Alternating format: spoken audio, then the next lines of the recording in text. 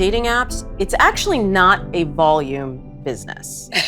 It's Right. not. And the biggest thing that I think has to shift is really intentionality. How can you expect to attract someone authentic who loves the real you if you're pretending? I want love. I want partnership. I want to share my life with somebody, but I wanted to do it differently. What was it? Because I think this is what keeps a lot of people in a cycle. It wasn't until I went through that dark period, Damona, honestly, of being so filled with shame that I finally came to the light. Really, I did. We get to write our own rules. Rom-coms, fairy tales, we got to say, you had your moment, but now this is how I want to live my life. I find that really empowering. This episode is brought to you by BetterHelp. One of the things this show keeps coming back to is this idea that real love starts with knowing yourself. Therapy has been a huge part of that journey for me. If you're curious, BetterHelp makes it easy to get matched with a licensed therapist online. Go to betterhelp.com/loveready to get 10% off. That's betterhelp.com/loveready. Today, I am so excited to be joined by my friend, Damona Hoffman. She is a futurist, a dating coach, and love expert extraordinaire. She's an author of F the Fairytale, host of Dates and Mates podcast. She's on the Drew Barrymore Show as Drew's love expert. And today we're going to talk about the future of love. Damona is a bright light, and she gives us real ways that we can bring more love into our lives just by really being more loving. Whether you're single, you're married, you're divorced, looking for love, we're all going to walk away with some things that we can do to make our love lives better. So I hope you enjoyed today's talk.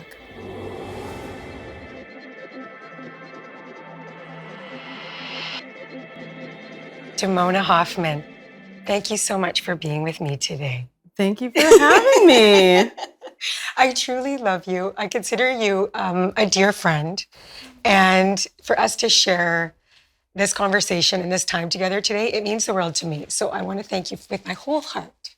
Oh, thank you. Thanks for having me. And we've been having this conversation for many years now. I know we have, Damona. Yes. Like I was thinking about the first time that I had you on Let's Talk Love. I mean, it's been 2 years since your book came out.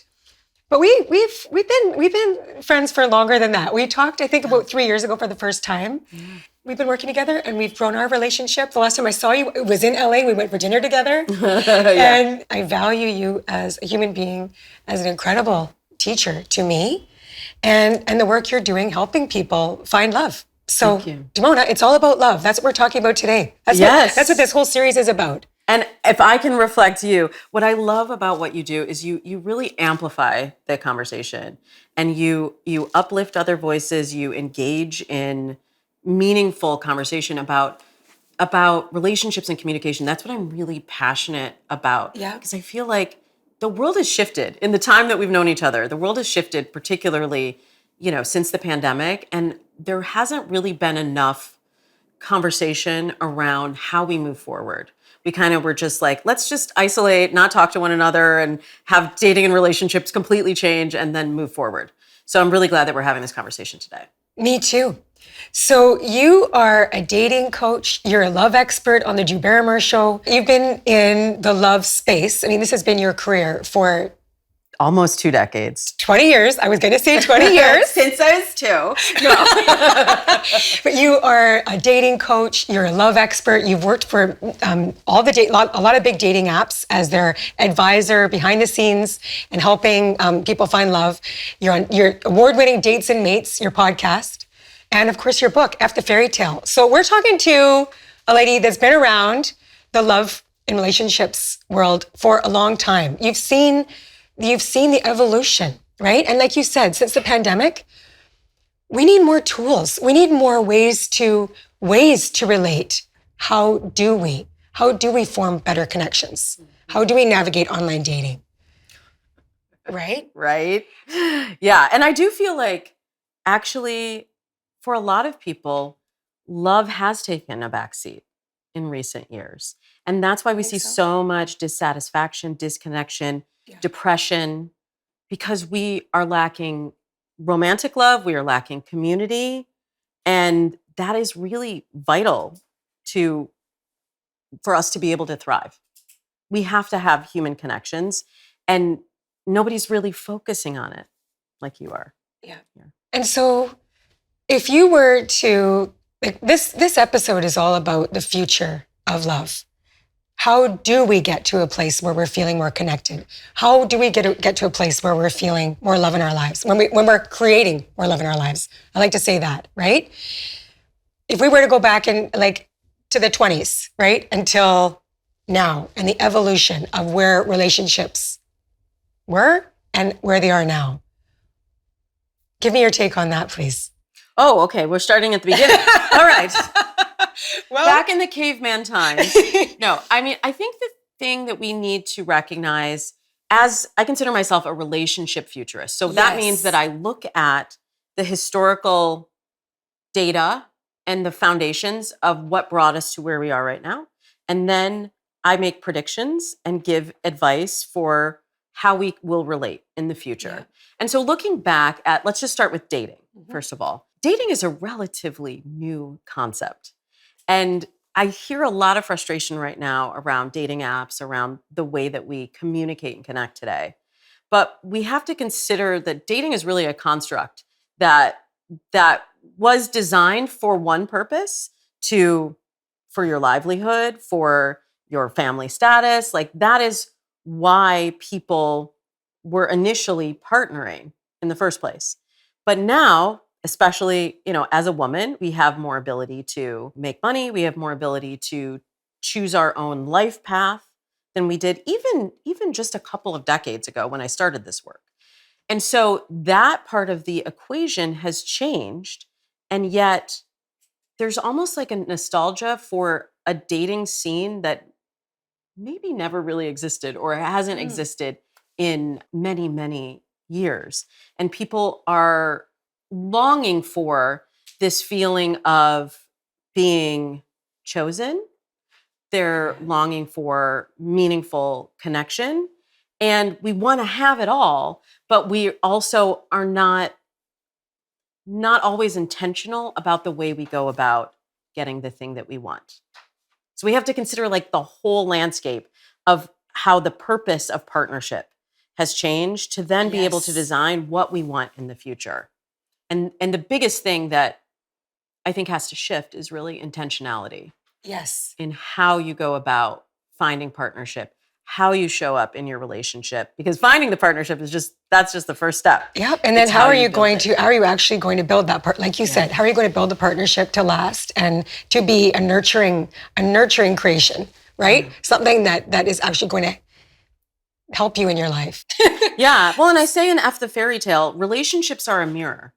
They are designed the best relationships will illuminate the areas where you can grow, and they will also elevate you in the areas where you are already strong.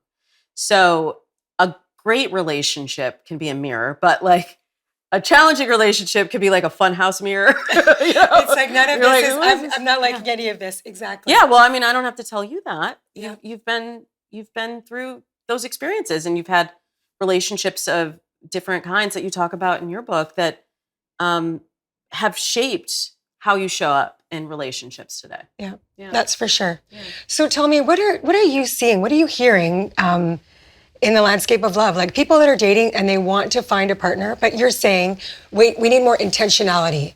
So is it that people need to be way more clear when they're looking for a partner on what they intend to have? Okay, so there's two things that have really shifted in dating. One is the way that we communicate. So now the predominant way that we talk to one another is text-based, right? Text-based, it's DMs, it's written. But our brains did not evolve to interpret what somebody means only through the written word. We are missing intonation, we are missing body language, we are missing eye contact.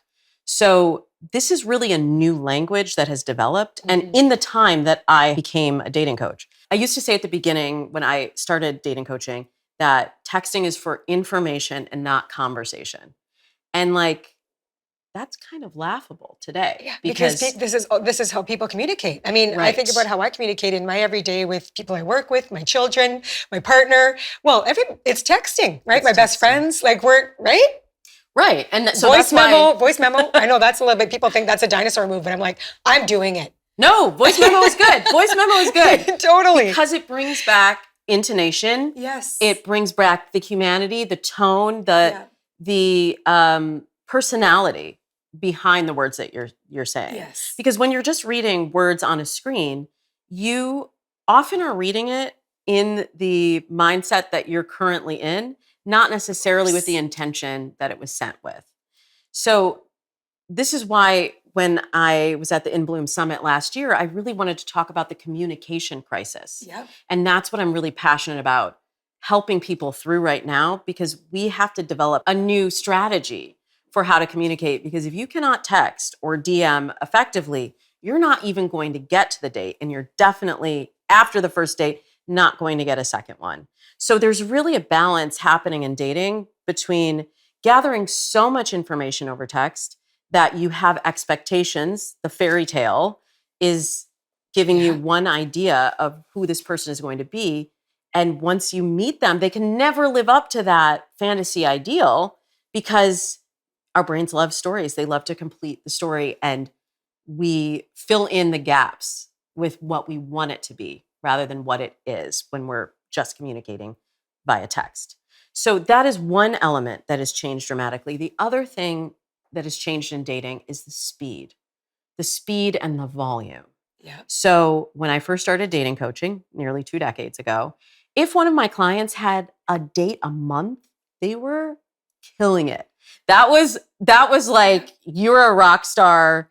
And the number of dates that they would have to go on to find a connection was much lower, because you weren't just like, there's another person waiting out the door, right? Right. So now if a client doesn't have 2 dates lined up in a weekend, they're telling me, I'm a failure. Online dating doesn't work. Dating is broken. I hate men, women, whatever, whatever it is. And the stakes start to ramp up, and the dissatisfaction starts to ramp up, because we're riding these emotional waves so much more quickly than we used to. Well, how it is like when you get ready for a date and you're like so excited and you're anticipating it's going to be great. Yeah, you think about it, right? It's just like all of that, right? My best friends, I mean, I met Hector, my partner, relatively quick after, like when I was ready, I was like, I met him within 3 months. I dated a few people before him, but it was, that's 3 months. But I know I've got best friends my age, years, and they have been like, okay, like sticking with it, right? But also feeling discouraged, very disheartened and discouraged and burnt out. I mean, you're hearing this, you're seeing this for sure. So how do you help people with burnout, right? It's the burnout. Burnout is a really big problem. Yes, it is. And just going back to the pandemic, I think that was the beginning of the era of burnout. But it's not just dating burnout that we're dealing with. It's actually communication burnout. Yes. Because if you think of the number of interactions that you're having in the day between your text and your Slack messages and your DMs and your social media notifications, it's overwhelming. Yeah. So how much energy, if it takes you 25 texts to even get to the date, and you've got 8 people in your queue. That you're actually that you're actually messaging with. Yeah. How much energy are you going to have when you actually show up on the date? Yeah. So this is why the intentionality and the mindset is really important. And having that clarity of what you are looking for and how you're going to show up on the date, so that it's not like, well, let's just go and see. I don't know what I'm looking for, but I know it when I see it. It's knowing that you're not going to give your precious time, your most non-renewable resource, to someone if they don't align with ultimately what you want. And I talk in the fairy tale about having shared goals, shared values. And then as you move into the relationship, being able to communicate and having good conflict resolution skills, and then also building trust and mutual respect with this person, which takes time. But I'm curious, I have a question for you, Robin. You said you met Hector very quickly when you were ready. And I want to know what signified to you that you were ready. And that gave you a completely different experience of online dating that some of your friends are having. You know what I think it was for me? It was, I was relatively clear on all the stuff that I had with my ex. Like, I felt like I wasn't carrying, a bunch of resentment, anger, all of that. Like, when I knew my marriage was over to my second husband, I knew it, like, unequivocally. So that was good to have that, line in the sand. And then it was like, how do I clear that relationship out of my life in a way where it's like clearing my heart and clearing my mind of any toxic thoughts. You know what I mean? It's like you get to a point where it's just like, I'm ready to move on past him. And then I did the healing that I needed to do on myself. And that was not easy. That was a very dark time, of shame. And like, how could I let this happen again? Like, I was in a very dark place. And I think back and I'm like, it was probably about 3 months of that. And for me, that's a long time. Like, I'm a happy person. I'm a joyful person. Like, I'm in a place of gratitude. But trust me, for those 3 months, I was in a very dark place. I'm so curious. Because I loved reading in the book about your story. You're so honest and so raw about the experiences that you went through and the choices that you make. And I'm really wondering what it was when you said, "How could I let it happen again?" What was it? Because I think this is what keeps a lot of people in a cycle in dating and relationships, that they're not really willing to look at that thing, or they don't have the tools yet to look at that thing that keeps them going back to that same well. Well, it wasn't until I went through that dark period, Damona, honestly, of being so filled with shame and regret, that I finally came to the light. Really, I did. And it's like, I have read your book. I have read the books. I have talked to the experts. Everyone. I mean, no, really. I mean, I've had over 100 episodes and read hundreds of relationship books. Yes. And, I can have the intelligence and the knowledge, but have I really learned it? Have I really applied it?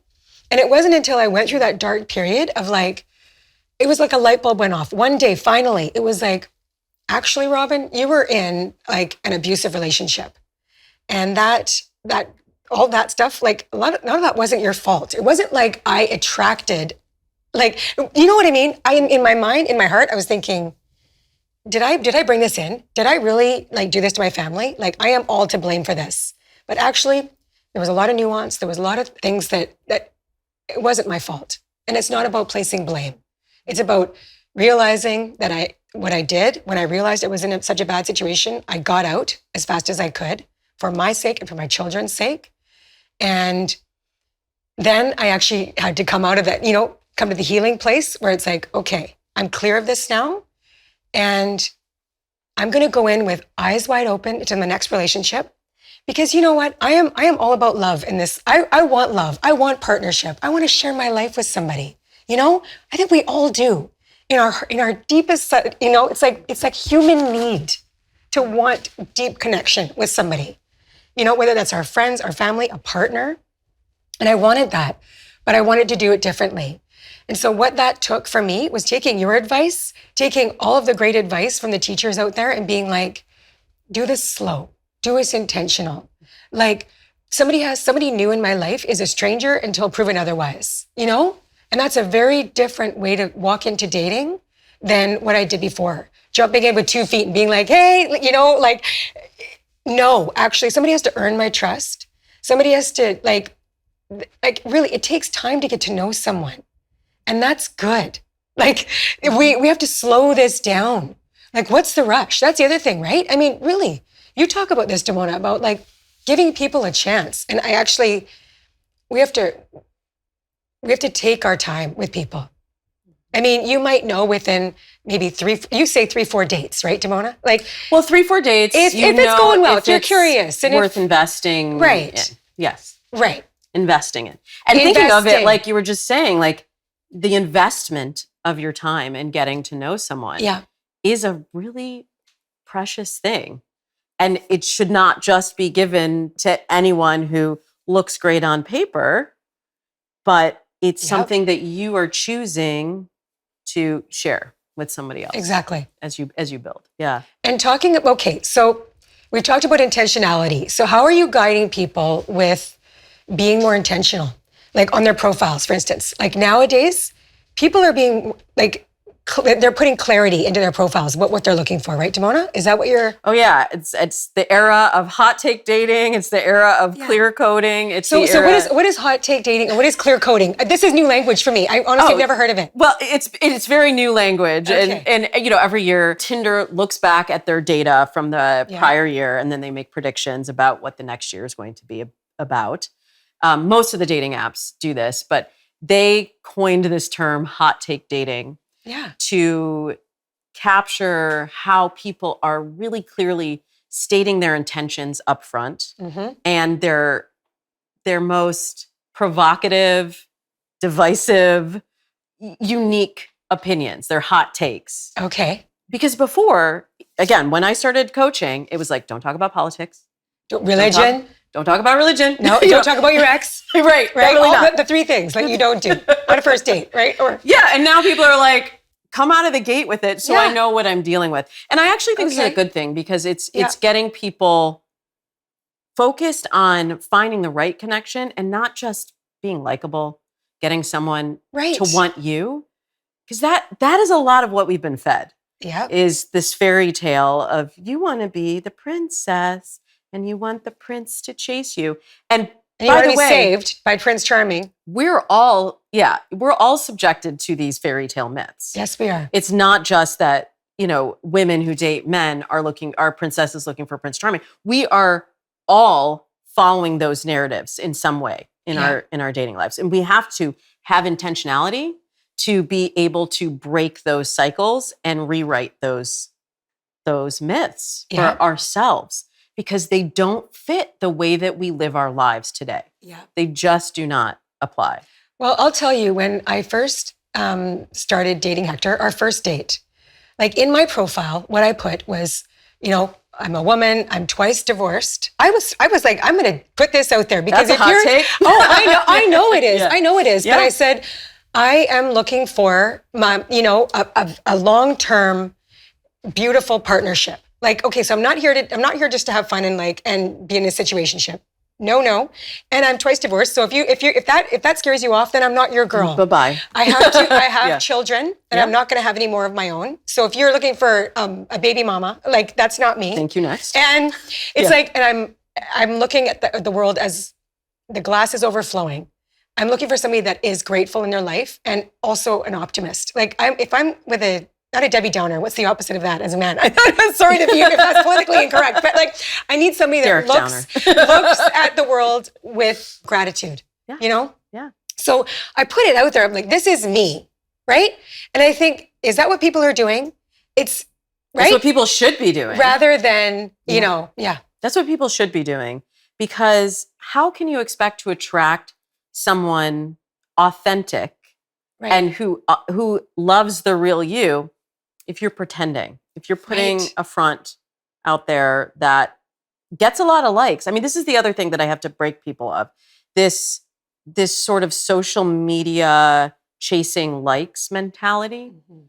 Dating apps, it's actually not a volume business. It's not. And some of the data that I share in F the Fairy Tale comes from OkCupid data that I looked at from even before, like back when it was still a site and not an app, which is also the era that I met my husband in. Yes. And in that time, you used to be able to rate the matches that you were getting or the profiles that you would see. And interestingly, you would think that only the top, the 4s and the 5s out of 5 would get the matches and would have success on the app. But they actually found that it was better to be polarizing than to be in the middle. Mm-hmm. So the number of connections that you would get if some people rated you a 1 or a 2, but some people rated you a 4 or 5 was better than if you were a 3 down the middle for everyone. Yeah. So this is a big mindset shift that I think we're going through now, that actually social media, I think, has ushered in, where it's like, be your authentic self, but you can't be chasing likes because you're not everybody's cup of tea. So it doesn't matter if you get hundreds of matches. If you don't have the emotional bandwidth or the time to sort through all those messages and to respond back to them and to actually go on those dates, it's much better to be more specific about what you're looking for, to be clear like you were about who you are and what you offer. Because, some people are going to be turned off by twice divorced, has children. Absolutely. I know. But other people are going to see that and go, okay, this aligns with what I'm looking for. This person knows relationships. This person has children already, maybe that shows that you have maternal qualities, that you are caring and loving, you're optimistic. Still, in having been through 2 divorces, you're still optimistic about love. That says a lot about who you are. And I can see why you would find connection, because you were honest and you were clear and you celebrated all of the parts of you. Yeah. And even though some of the myths may have told you, oh, you're not going to find love again if you're a mom or you're divorced or, you're whatever age. And it's like, let's let go of those myths and let's start to write our own love stories. So tell us about online dating now, like the apps, okay? There is, the belief out there, whether this is a myth or not, please tell us, Damona, are the apps for us? Like, are they working for us? Is this like the machine behind, trying to keep people in the app kind of indefinitely? Or is it built to help people find connection? I mean, from the app builders.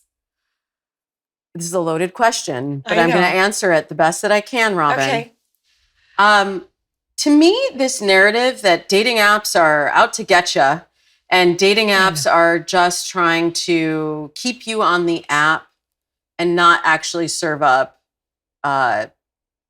good matches, or not looking for people to find their partners online, doesn't actually make sense. It's like if you were a fitness company and all of your clients were, did not meet their health and wellness goals, people wouldn't want to go to your gym or follow your program because they'd be like, your program doesn't work, right? Exactly. But you still need people to be in the gym all of the time. So you offer a path for success, but you know that people may need your support beyond that, right? So I think it's kind of the same thing with dating apps. I don't believe that they're trying not to give you matches, but you have to understand, and I'm saying this just as me, I'm not currently working with any of the dating apps. I've worked with many of them behind the scenes, but they're businesses. It's a business. And this is another thing, having been in this business for so long, that gives me a different perspective than some of the newer dating coaches. When I started online dating and when I met my husband online, the model was, it is free to join, you pay to communicate. Mm-hmm. So anyone could have a profile, but you actually want to reach out to that cute guy, guess what? You have to pay. You've got to pay. Yeah. And you have to invest. You have to invest. You have to invest in your future, right? And then Tinder entered the scene, and they did some really great things in making dating apps destigmatized. Because when I started coaching, I would have a lot of clients that are like, oh, I'm not doing dating apps. I don't know. And I truly don't know what we would have done during the pandemic if we didn't have dating apps. So they lowered the bar, but they also lowered the bar. They lowered the bar for entry, the barrier for entry. So anyone could have a profile and anyone could communicate. And so people were having success with that. And the speed of dating increased, as I said earlier, and the number of connections that people would have and the number of conversations that you would be in increased. And everybody was like, great, this online dating thing, this is great. But then I feel like it set us up for the wrong expectation that online dating is now free. It is free. So then when Tinder was like, wait a minute, this is not free and this is costing us a lot of money to have all this data and to have all these people here, and like, how do we monetize? And then they tried to set up certain parameters like, oh, you only get a certain number of matches, or you get a boost, or, they had to figure out ways to monetize. Then everybody said, wait a minute, dating apps are just trying to get our money. Right. Why are they gatekeeping? Why are they gatekeeping love? Because it's a business. Of course it This is. is not a charity. And I understand, apparently in Japan, they have had such a problem with low birth rates that the government created a dating app that was free so that Wow. people could find connections. And that's fine. If you don't like the system, you can take the free government dating app.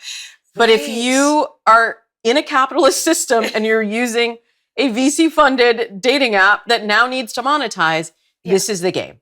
So I say you want to understand the system, but learn how to thrive within it. Right. Rather than pushing it away and say dating apps are evil, or they're putting all of my best matches behind the paywall, understand that there are things that you can pay for in the app that would ease your experience. And I'm a big fan of piecemealing out the things that you invest in on the apps. You don't need all the features. You don't necessarily need to be on the premium tier, but pay for the features that would ease your frustration and give you back some of your time. Exactly.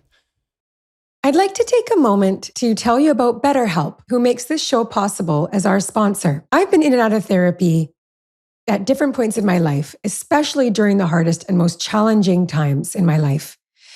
And there's something about sitting with someone you can trust, who is truly objective, someone whose whole job is to help you understand yourself better.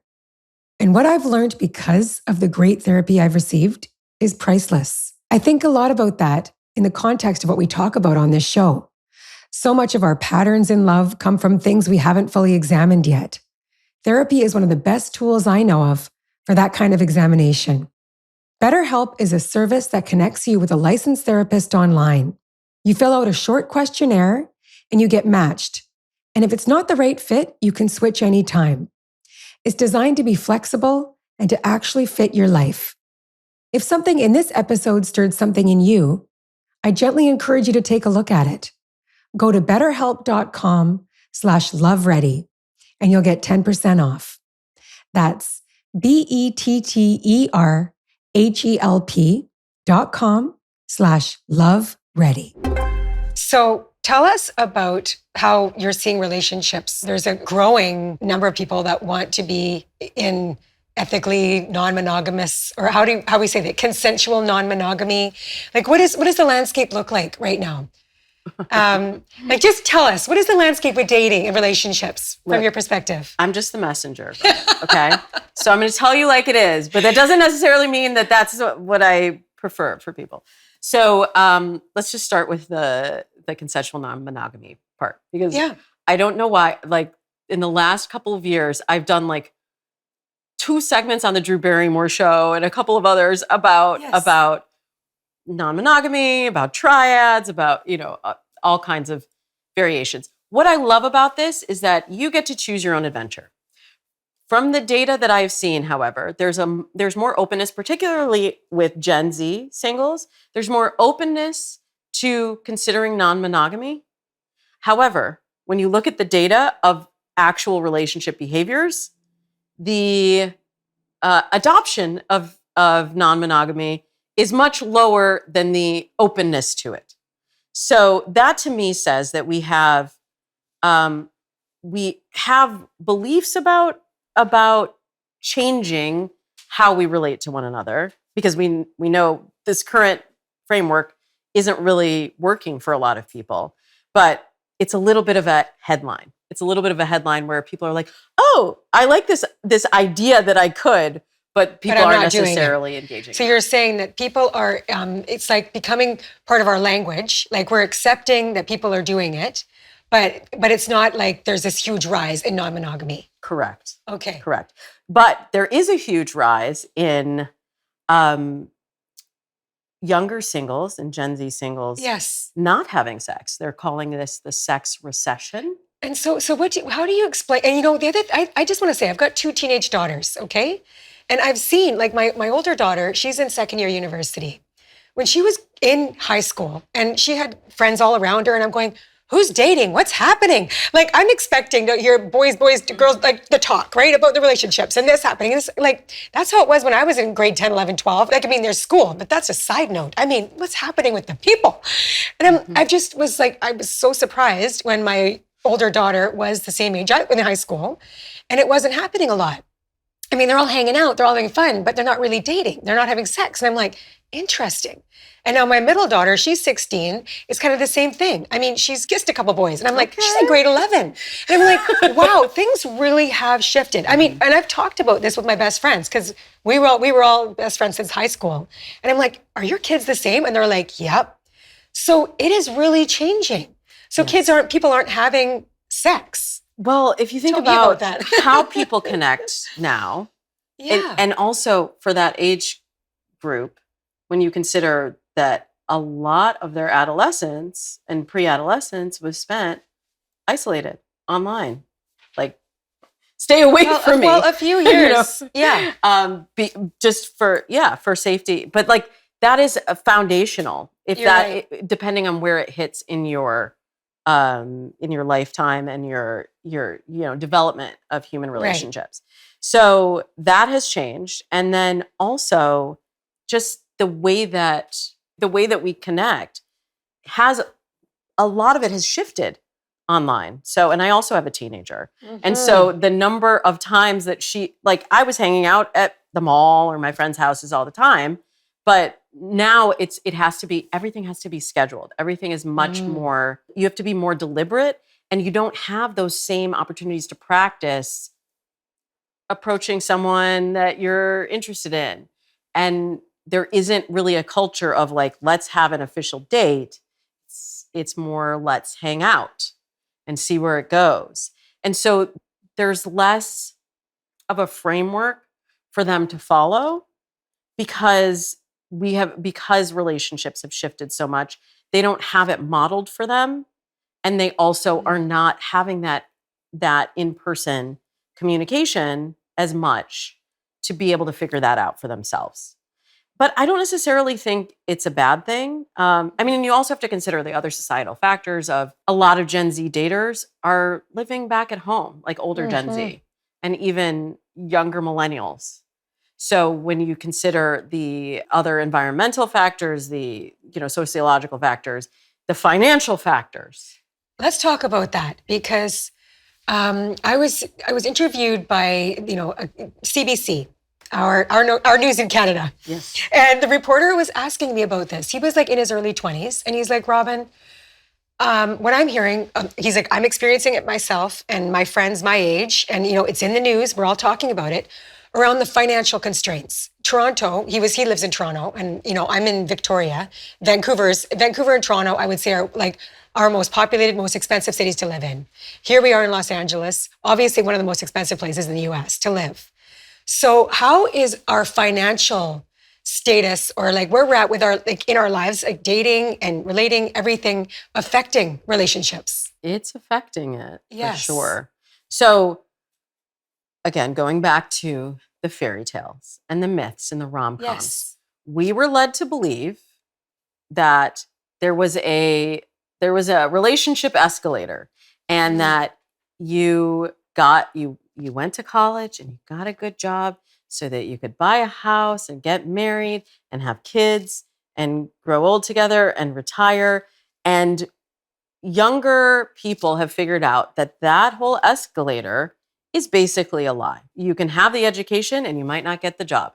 You can make a lot of money and then you lose in the stock market. You can graduate from college and then you can't afford to buy anything, so you have to live with your parents. You have debt. You have like $100,000 worth of debt. And you have and that's another thing that a lot of people have shame around, that they're carrying debt. A lot of people are carrying debt right now, and they're like, well, I'm not in a position to date because I can't afford it. And who's going to want to partner with me if we get married and I'm now my debt is their debt? Who's going to want to be a part of that? What they don't realize is that most people are carrying debt themselves. Yes. And so that shame keeps a lot of people from even engaging in the dating process. And then we're in a big reckoning right now around who pays for the date. Because it started, of course, that, there were very clear rules and gendered rules around men pay for the date and, women sit and look pretty. And there was also like a transactional nature to that.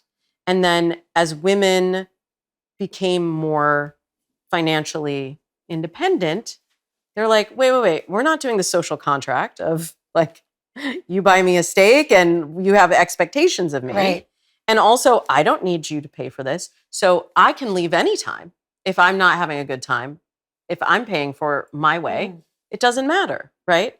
And then also when we consider how many people have opened up on orientation, and I started getting questions on dates and mates, probably 8 or 9 years ago, like, wait a minute, who pays for the date if I'm a man who dates men? Like, do I offer, or do we split, or what happens? And where I landed on that is it's good for whoever initiated the date to offer to pay. But there's been a backlash, I think, in recent years, because there's been a lot of splitting the check, particularly, since like the Tinder really picked up steam and people were going on more dates. So this goes back to the volume of dating question. As you're going on more dates, you're like, I can't afford to pay your way. It's getting expensive. Right? And your time, your energy, everything else. So we talked about this on this interview with this. And what I said and you tell me if I'm wrong, but I'm like, you know what? Who wrote these rules anyways? Like we're talking about right now, Damona, everything's changing. And everything's evolving. Our language, I mean, I've learned more terms in the last, 45 minutes than I have in a couple, seriously. It's like, this is good. I mean, but I think about what I said to this gentleman when I was talking to him. I was like, how about the truth? How about just having an honest adult conversation before the date? When you sit down, it's so nice to meet you. We're going to share a meal. What do you think about, like, do you want to share the bill? Like, are you okay with, I'm okay with that if you're okay with that? Like, just breaking the ice in that way. What do you think? Like having like just actually talking about it before the whole date starts. Like, it's part of having that open, honest conversation, like two adults can. Yeah, I think communication can only be good. Right? And that's where we get ourselves into trouble. Like one of my favorite quotes, Anne Lamott said, expectations are resentments under construction. So when you have expectations of like, oh, I was expecting you to pay for dinner and you didn't, that's when you say, well, this jerk, I'm not going out with him again. That's when we start to have resentment. We start to have dating disappointment. We start to build our dating burnout. So having clear conversations, and look, just know there are no rules right now. We should not have any expectation. If we don't clarify before the date or on the date, you're going to get what you get. And you can't fault someone. This is something that I also learn every day in relationship. Yeah. And I've been with my husband over 20 years. You cannot fault someone for not being able to read your mind or not having the same rule book, especially in dating and relationships today as the rule book is changing.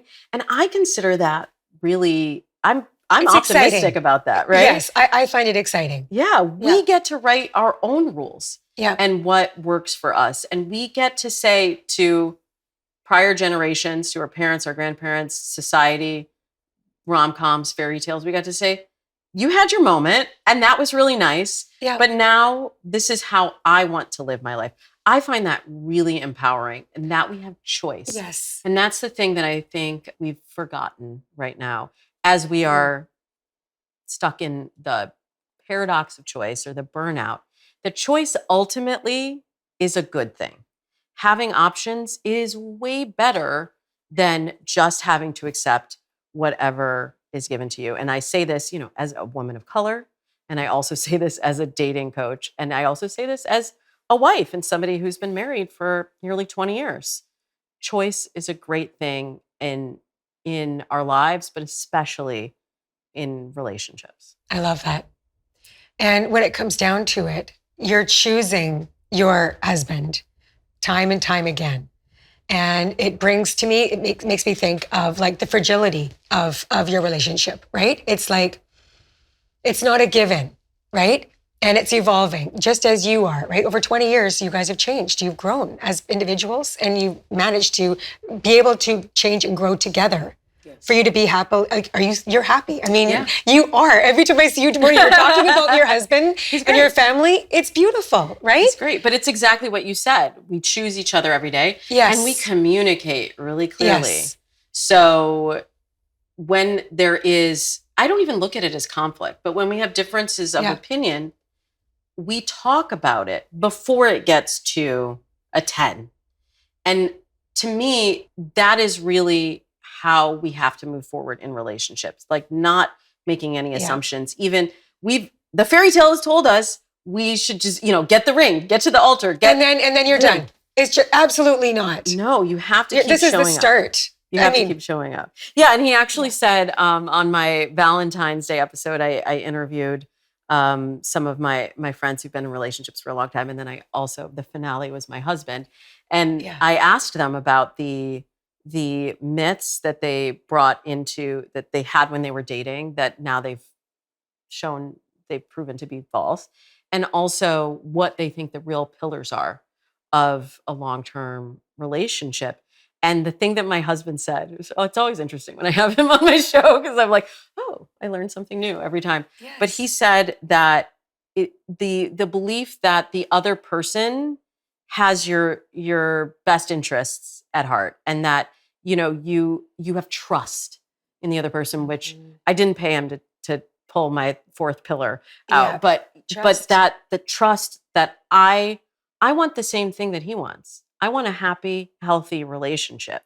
And so even when we have conflict, which is part of the third pillar is conflict resolution skills, but even when we have conflict, if you have the trust that it's not you and me against each other, it's you and me versus the world. Yes, or against the issue, problem or whatever it is. It's us. Then it makes you mutually invested in finding a solution together. Oh, that's just so beautiful. Yeah, he's really the wise one. He's really the relationship expert. I'm just along for the ride. Exactly. Oh, so nice. So tell us what you're saying to people around all of this, around like just guiding on how to date in the best way now. With all the things we've just talked about, like you only have a limited amount of time. You're bombarded by text messages from everybody and everything, to like not just dating. So how do you make the best of your time and your efforts when you're wanting to find a partner? Comes back to intentionality every time. So, I start in F the Fairy Tale with mindset, getting really clear on both what you want, but more importantly, who you are and how you are building your life. And that gives you the foundation for having the clear values and goals that you can have your hot takes on, that you can clear code in your profile and say, this is what I'm looking for. This is what I'm about. This is the life that I'm building, as you did when you wrote your profile. And then from there, showing up with intentionality. It's not a volume business. It's about finding connection, finding the right person who's going to be that mirror that will show you who you can be, that will show you the areas where you can grow and the areas that you can amplify. And then building that day by day, choice by choice together. I just think that's beautiful.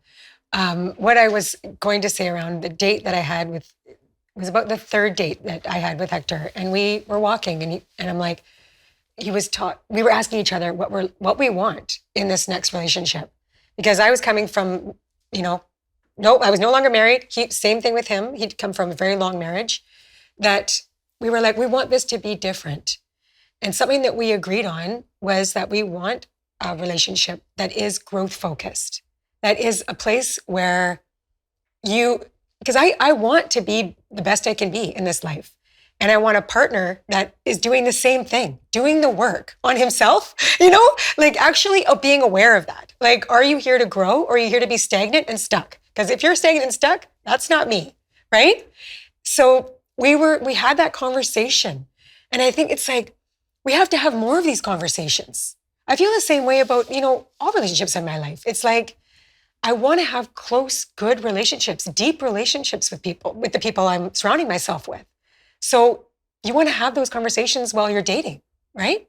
Oh, absolutely. And we have to have them courageously Yes, because there's courage. always the chance. Like if you said that 3 dates in, there are some men who would have I been know. like, that is You're right. too much for me. You're right. And Yeah.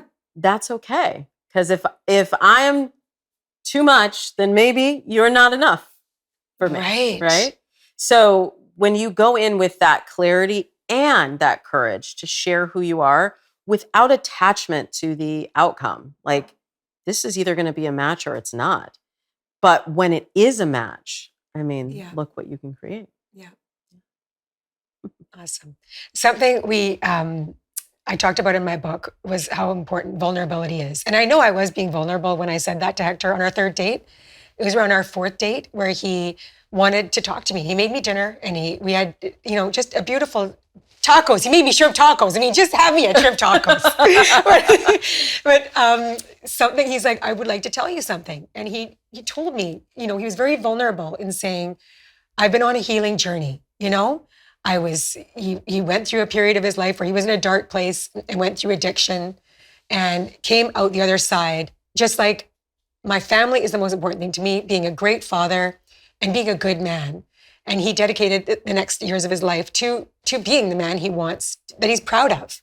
And he said that was a deciding point for him to tell me, if this woman is not going to be open with the past that I've come out of, but who I am now and what I want to build, then she's not my girl. Like he was thinking that and the way I received it, he said, was, assurance that, okay, like actually I am going to be safe I'm safe in that conversation with this woman enough to go forward.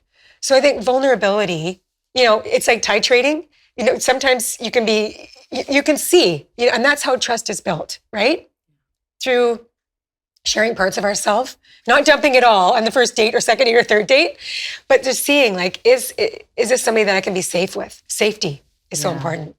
Safety is really important. That opens up a whole I know it does. Other conversation because that is something actually I'm really passionate about for dating apps.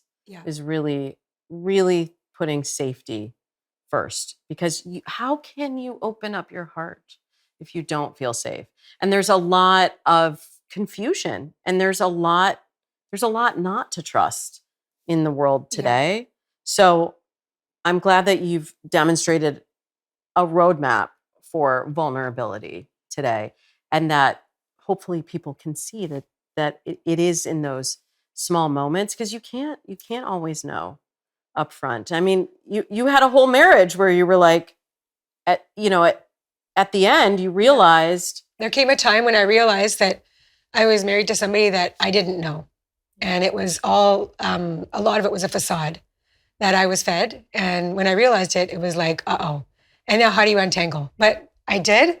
And here we are, you prioritized your own safety and the safety of your family. Yes, I did. And that's how you find it in those decisions and in those moments, but always safety first in relationships. And I mean that like emotionally, physically, everything is really thinking of that before anything else. Yeah. Our happiness and our joy so much is dependent on the people that we surround ourselves with. And my greatest hope, and I pray that for people that we can actually be in relationships that are feeding us, and we're doing the same. It's like it's a receiving and a giving, and it's reciprocal, and all the good things. Yeah, and I think it's also important to note that it doesn't always have to come from a romantic relationship. No, it could come from our friendships. Yeah. I mean that. I'm not talking about just a partner. I'm talking about the people you surround yourself with. Absolutely. Right? That's your colleagues, that's your family, your friends. Yeah. And I know there are a lot of people that are like, well, I have been trying to find love on dating apps or offline, and it hasn't happened for me yet. And, I talk in my book about the single shame. You were mentioning the shame that you had from the relationship. Yes, there's a lot of people carrying shame of just being single. I don't want to share that I'm single because then I seem like I'm desperate or I'm broken or I haven't figured out this piece of my life. And for those people, I just want to also remind them that you can fill your life with other things that bring you joy. And part of releasing the fairy tale may be even releasing that idea of this is what romantic love looks like, and your life is not complete until you have this. It may be about investing more in your friends or your family or whatever it is that brings you joy and makes you feel full and have gratitude and feel, abundant in your life. And sometimes I've had a lot of clients that have found love when they weren't necessarily looking for it, but because they were doing that work on themselves to live a life that made them happy and proud. And then suddenly, sometimes it all they have somebody that they can share it with. Right. You're not actually looking for somebody to fill, like to complete you. Never. That's no way. No. I'm already complete. Let's be two halves to the same coin. Yeah, exactly. Yeah, exactly.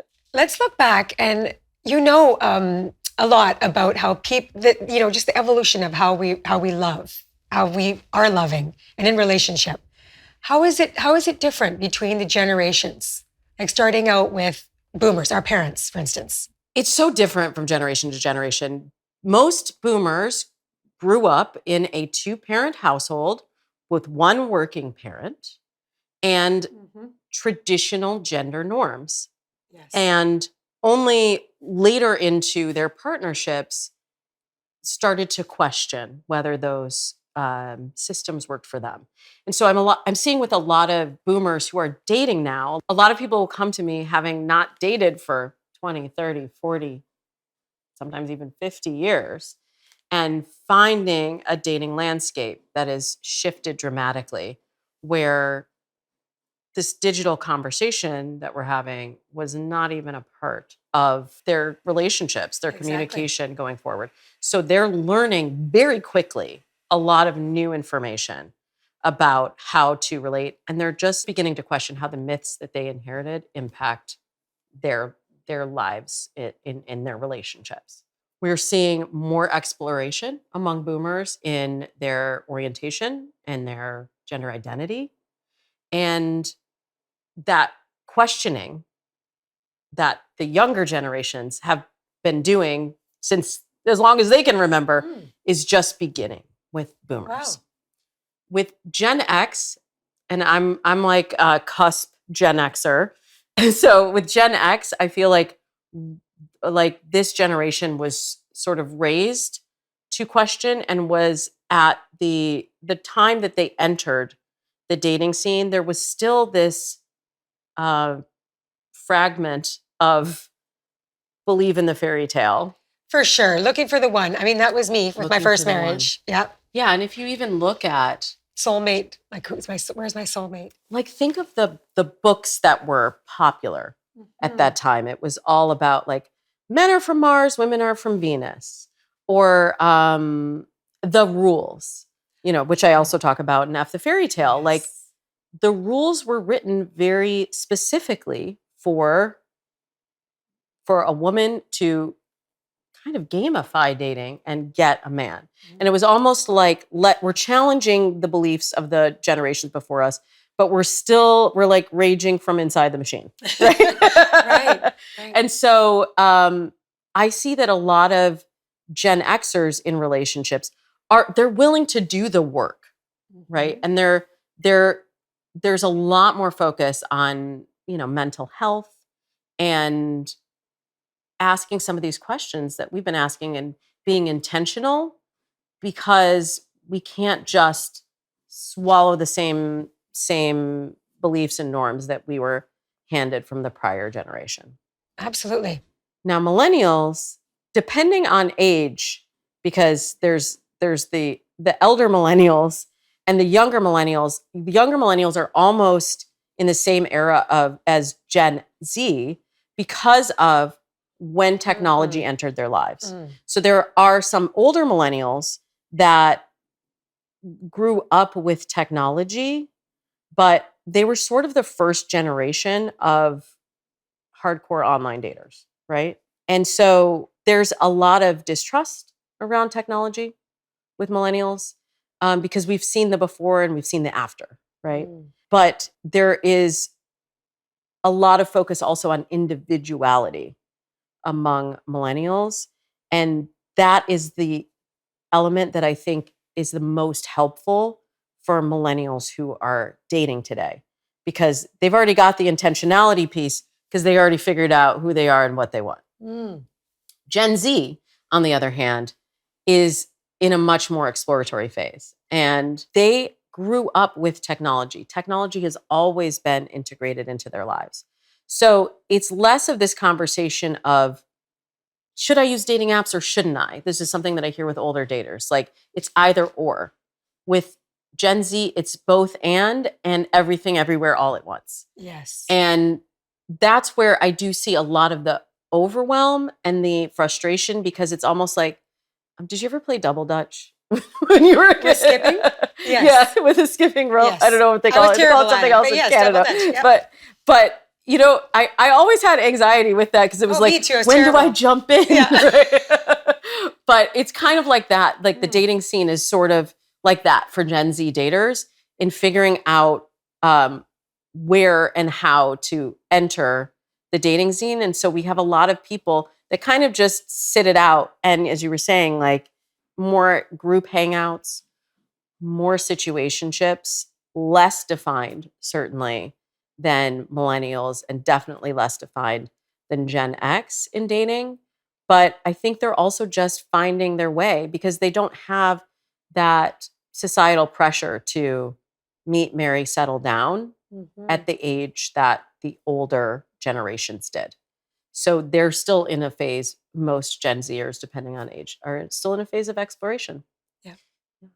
So Damona, you're our futurist when it comes to love and relationships. And I want to hear your predictions about where you see love going, relationships going in the future. So let's start with dating. Yeah. I think dating is going to go through a major shift as people are reckoning with the role of dating apps in their lives. And there's this yearning right now for, how do we meet people out in the real world? IRL. Kind of forgot.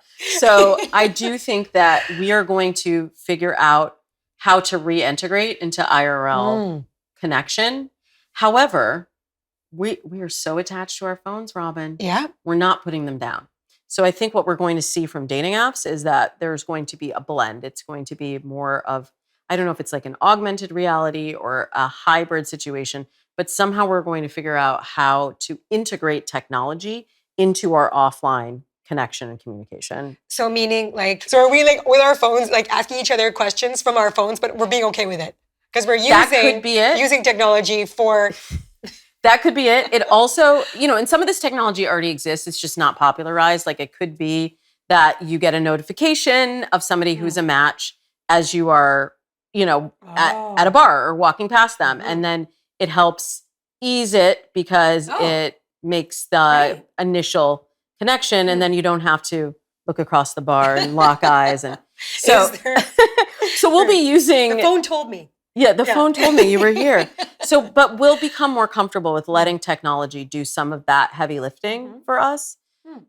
The double-edged sword of that is that some of those initiation skills are going to atrophy because people are afraid now to initiate a conversation. Yes. We can't even call someone on the phone without an appointment. Without actually, I actually do this with my partner, and I honor that in him.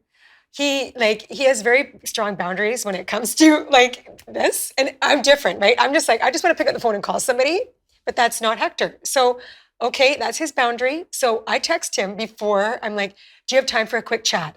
Oh, so this is our relationship. And I'm like, oh my gosh, it's working because that's the way he wants it. And I'm honoring that. So there we go.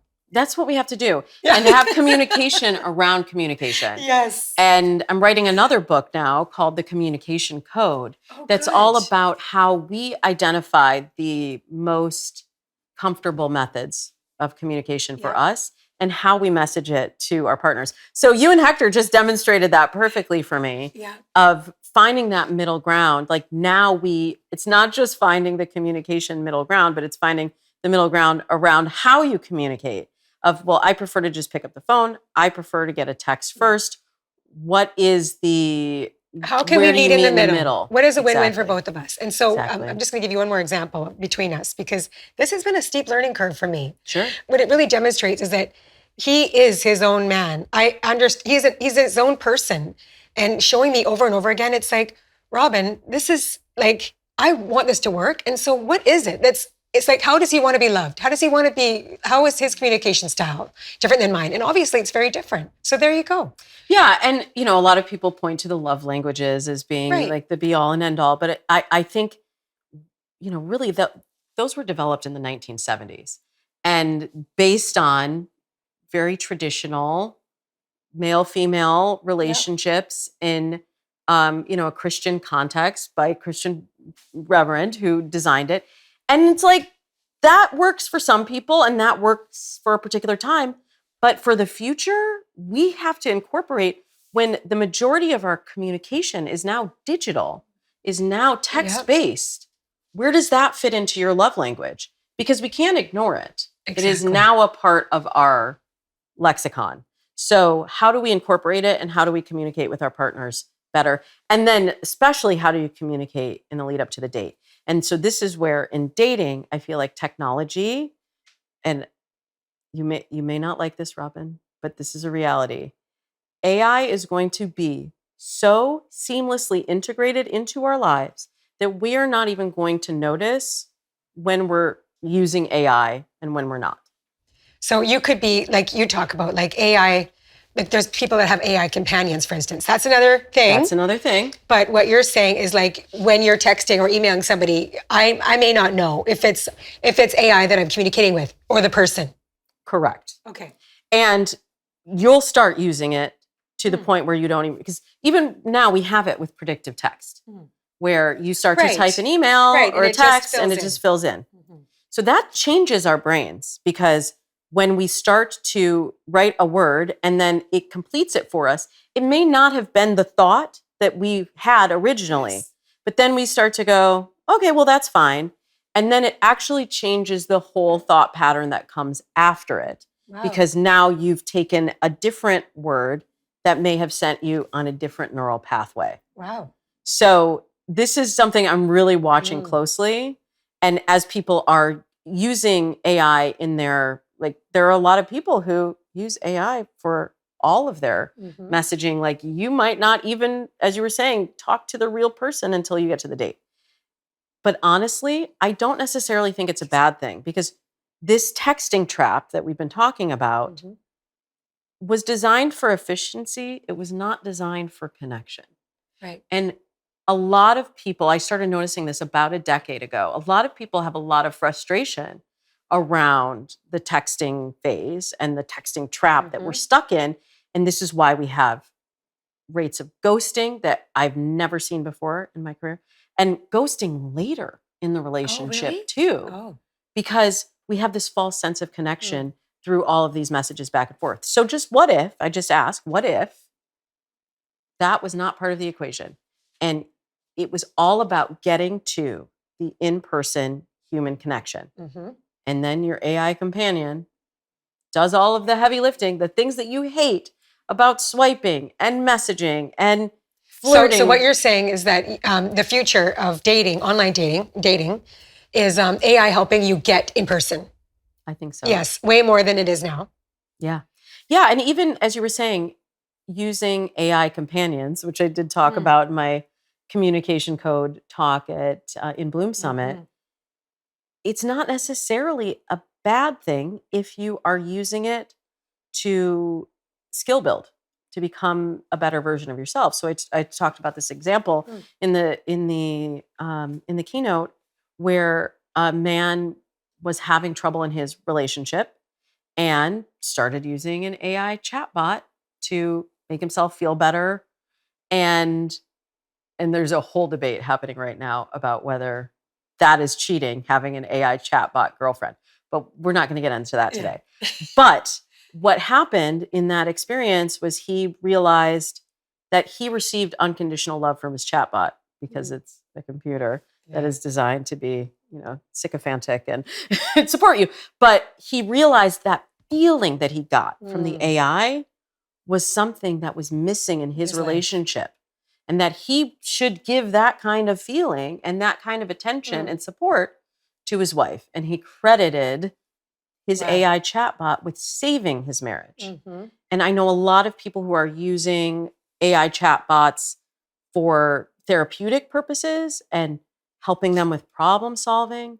So if we can use this collective knowledge to elevate, then it's a good thing. Of course, there's a lot of downside to AI. And we are seeing a lot more like fake profiles and chatbots being used for not for connection, but for other reasons. So we just all, I think, need to get more educated about technology. Gone are the days where you can just say, well, I don't use AI, or I don't like AI, or you need to at least be fluent in the new languages that are developing today. And I think it goes back to how important it is. Like in my book, I talk about relational literacy and what it takes to actually, the skills that we need to have, that we need to actually build to be better in relationship.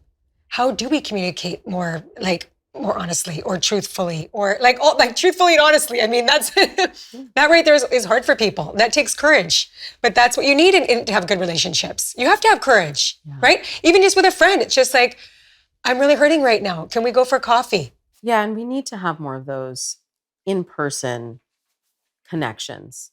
As more of our lives have moved online, we cannot forget that this is really who we are as humans. This is what we were built for. Yeah. So being able to have community and to have a person that you can call and say, I need to have that connection, and being able to bravely ask for it, it's also going to be vital for our well-being and for us to really thrive in the future.